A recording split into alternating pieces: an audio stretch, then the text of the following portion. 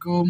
আমরা উটের মাংস রান্না করতেছি। দেখেন এই যে মরিচ দিচ্ছি, আমরা প্রথম মরিচ দিয়ে আদা দিয়ে একসাথে সব মিক্স, পেঁয়াজ। দেখুন রান্না করতেছে আমার কাকা। এই দেখুন সব টমেটো সবকিছু দিয়েই আমরা একসাথেই বসাই দিচ্ছি চুলায়। এখন আমরা লবণ এখন দিচ্ছি তেল। প্রথম তেল দিয়ে নিচ্ছি। আপনারা যে যেটা পারেন সেইভাবে আগে পিছনে করে দিতে পারেন, সমস্যা নাই। এখন তেল দিচ্ছি। এখন লবণ। এই বিদেশের মাটিতে 20 বছরের অভিজ্ঞতা রান্নার।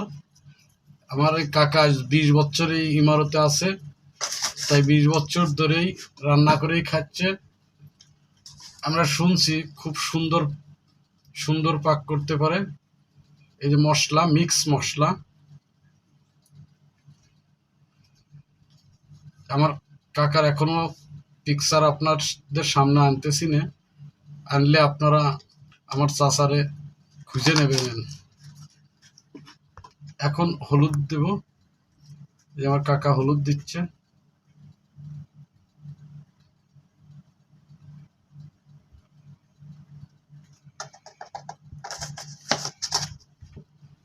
এখন ধনিয়ার গুঁড়ো।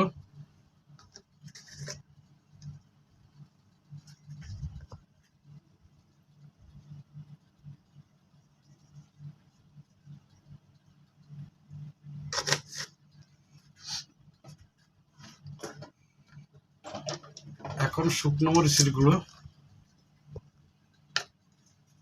স্লাইড পরিমাণে। কাঁচামরিচ দেওয়া তো, এই কারণে হালকা একটু কালারের জন্য শুকনো মরিচ দেওয়া হচ্ছে আমাদের।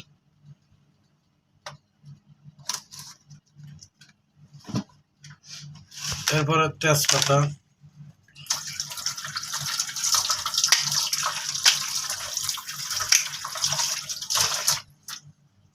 খাইটে আমরা বলি। দেখেন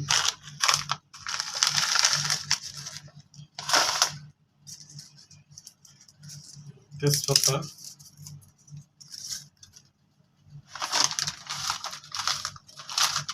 এর সাথে এলাচ,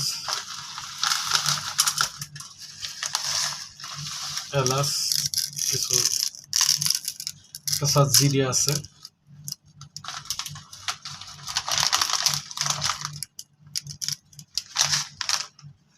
এবার হালকা একটু পানি দিচ্ছি আমরা।